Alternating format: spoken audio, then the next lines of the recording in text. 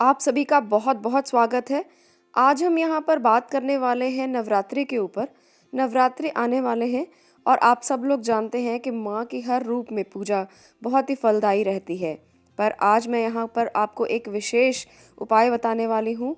इसे विशेष इसलिए कहा जाता है जब माँ के नवरात्रे आते हैं तो हम माँ के हर रूप की पूजा करते हैं, परंतु अगर राशि के अनुसार हम माँ के उसी रूप की पूजा करें जो हमें विशेष ऊर्जा प्रदान कर सके। ऐसा इसलिए माना जाता है क्योंकि माँ के 9 रूप हैं और अगर हम 9 के 9 रूपों की पूजा करेंगे तो हम अपनी एनर्जी को चैनलाइज नहीं कर पाएंगे। इसलिए एनर्जी को चैनलाइज करना बहुत ज़रूरी है।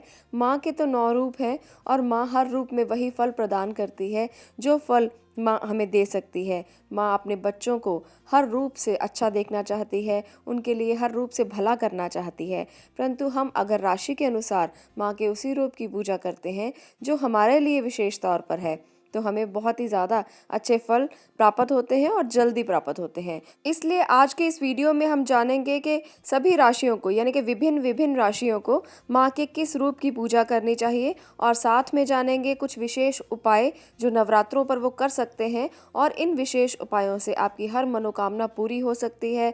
आप माँ के साथ बैठकर उनके सानिध्य में बैठकर हर वो चीज़ मांग सकते हैं जिसकी आप इच्छा करते हैं। एक वर्ष में 4 नवरात्रे आते हैं, चैत्र नवरात्रे, आषाढ़ नवरात्रे, अश्विन नवरात्रे और माघ के नवरात्रे। तो इनमें से शुक्ल प्रतिपदा से नवमी तक 9 दिन होते हैं जब माँ की पूजा की जाती है। इनमें चैत्र और अश्विन नवरात्रों की मुख्य भूमिका रहती है। इनमें भी देवी भक्त अश्विन नवरात्रों का बहुत अधिक महत्व मानते हैं। इनको यथाक्रम वासंती और शारदीय नवरात्रे कहा जाता है।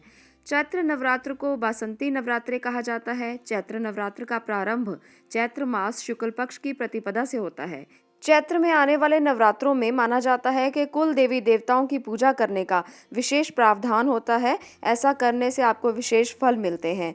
चैत्र नवरात्र माँ की शक्तियों को जगाने का, उनका आह्वान करने का बहुत ही अच्छा समय माना जाता है। हम मानते हैं कि इससे हमारे सभी संकट, हमारे रोग, दुश्मनों से, आपदाओं से हमें मुक्ति मिलती है।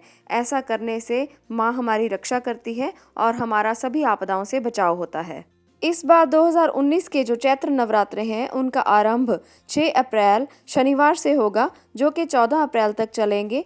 कलश स्थापना का जो शुभ मुहूर्त है वो प्रातःकाल सुबह 6:09 से 10:19 तक का होगा। मुहूर्त की कुल विधि 4 घंटे 9 मिनट की होगी। ध्यान रखें कि कलश स्थापना हमेशा प्रतिपदा तिथि में ही करना चाहिए और प्रतिपदा तिथि आरंभ होगी 5 अप्रैल से जो शुक्रवार का दिन रहेगा और 3:20 पर रहेगी। चलिए आज इस वीडियो में हम जानेंगे कि तुला राशि के लोगों को माँ की किस प्रकार से आराधना करनी चाहिए, माँ के किस रूप की पूजा करनी चाहिए। यहाँ पर हम जानेंगे कि तुला राशि के लोगों को माँ महागौरी की उपासना अवश्य करनी चाहिए। ऐसा करने से उन्हें विशेष फलों की प्राप्ति होती है। अगर वो 9 के 9 नवरात्रों में माँ महागौरी की उपासना करते हैं तो वो विशेष फल प्राप्त कर सकते हैं, उनकी हर मनोकामना पूर्ण हो सकती है। तो चलिए जानते हैं कि क्यों तुला राशि के लोगों को माँ महागौरी की उपासना करनी चाहिए। ऐसा इसलिए माना जाता है कि तुला राशि के जो स्वामी हैं वो है शुक्र ग्रह और शुक्र सफ़ेद वर्ण होते हैं। उसी प्रकार से माँ महागौरी का भी सफ़ेद वर्ण माना जाता है। इसलिए माना जाता है कि माँ महागौरी की उपासना करने से तुला राशि के लोगों को विशेष फल की प्राप्ति होती है। माँ आपके शुक्र को मजबूत करती हैं और इसके साथ साथ अगर कन्याएं इनकी पूजा करती हैं तो उनको बहुत जल्दी ही अच्छे वर की प्राप्ति होती है। इसके साथ साथ सुहागन स्त्रियां अगर महागौरी की उपासना करती हैं तो उनके सुहाग की रक्षा भी माता करती है। माँ महागौरी को शिवा भी कहा जाता है। इनके एक हाथ में दुर्गा शक्ति का प्रतीक त्रिशूल है तो दूसरे हाथ में भगवान शिव का प्रतीक डमरू भी है। अगर इनके सांसारिक रूप की बात की जाए तो माँ जो है वो सफ़ेद रंग की हैं। उन्होंने सफ़ेद वस्त्र धारे हुए हैं और इसके साथ साथ वो चतुर्भुजा भी हैं। इनके एक हाथ में जैसे कि मैंने पहले बताया त्रिशूल है, दूसरे में डमरू है और तीसरे हाथ में वरमुद्रा है। चौथा हाथ एक गृहस्थ महिला की शक्ति को दर्शाता है। माँ महागौरी दुर्गा जी की 8वीं शक्ति मानी जाती है। दुर्गा पूजा के 8वें दिन महागौरी की उपासना की जाती है। इनकी शक्ति अमोघ है और ये बहुत ही ज़्यादा फलदायिनी है। इनकी उपासना से भक्तों के सभी पाप धुल जाते हैं। 8वें दिन दुर्गाष्टमी भी मनाई जाती है। इस दिन महागौरी शक्ति की पूजा की जाती है। जैसे कि आपको नाम से ही लगता है कि ये पूरी तरह से गौरवर्ण है। पति रूप में शिव को प्राप्त करने के लिए महागौरी ने कठोर तपस्या की थी। इसी वजह से इनका शरीर काला पड़ गया था, लेकिन तपस्या से प्रसन्न होकर भगवान शिव ने इनके शरीर को गंगा के जल से पवित्र किया और कांति में बना दिया। उनका रूप गौरवर्ण हो गया, इसीलिए यह महागौरी कहलाई। इनके जीवन में 8 का बहुत अधिक महत्व है। माना जाता है कि ये 8 साल की हैं, 8 वर्ष की हैं। माँ गौरी के लिए अगर हम 8 दीपक जलाकर उनकी पूजा करते हैं तो हमें विशेष फलों की प्राप्ति होती है, हमारी सभी मनोकामनाएं पूरी होती हैं। इसलिए अष्टमी के दिन जो लोग पूजा करते हैं उन लोगों को 8 कन्याओं को भोजन करवाना चाहिए। ऐसे में माँ गौरी की विशेष कृपा आपको प्राप्त होती है। ऐसा भी माना जाता है कि माँ की आराधना करने से सभी असंभव कार्य सफल हो जाते हैं। जो महिलाएं शादीशुदा हैं वो माँ गौरी को जब चुनरी अर्पित करती हैं तो माँ गौरी उनके सुहाग की रक्षा करती हैं, सभी बिगड़े काम बना देती हैं। उनकी उपासना से फल शीघ्र ही प्राप्त होता है। इसलिए तुला राशि के लोगों को माँ महागौरी की उपासना पूरे 8 दिन ही करनी चाहिए। चलिए आपको आज मैं यहाँ पर एक और विशेष उपाय बताने वाली हूँ, जो उपाय बहुत ही कारगर है, आप लोगों के लिए बहुत ही काम करने वाला है। इसलिए तुला राशि के लोगों को ये उपाय अवश्य ही करना चाहिए, जिससे उनकी हर मनोकामना पूरी हो। इससे उनको जो फल प्राप्त वो करना चाहते हैं वो बहुत जल्दी प्राप्त होते हैं। माँ गौरी बहुत ही जल्दी प्रसन्न होती हैं।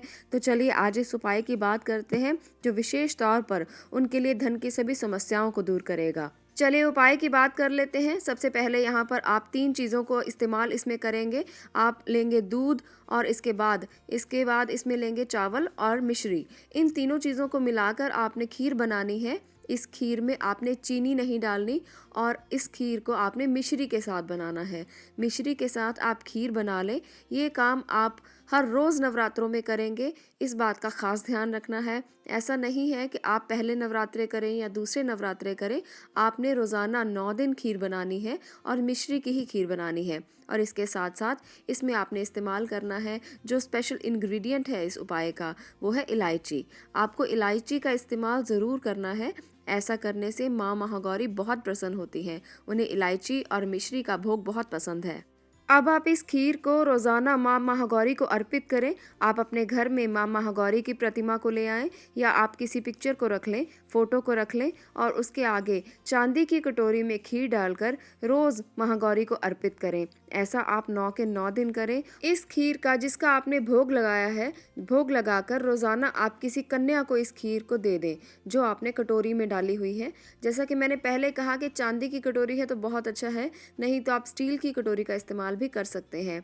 अब 8वें दिन जब आपने खीर बनानी है, उस खीर का भी आप उसी तरीके से भोग लगाएं माँ के सामने और उसके बाद 8 कन्याओं को अपने घर पर बुलाएं और आपने 8 कन्याओं को खीर खिलानी है, इसी प्रकार से जिस प्रकार से आपने एक एक कन्या को रोज़ाना खिलाई है। तो उस दिन 8 कन्याओं को इकट्ठा बैठकर आप उसी खीर को खिलाएं। ऐसा करने से माँ भगवती बहुत प्रसन्न होंगी, माँ महागौरी की कृपा आपको प्राप्त होगी।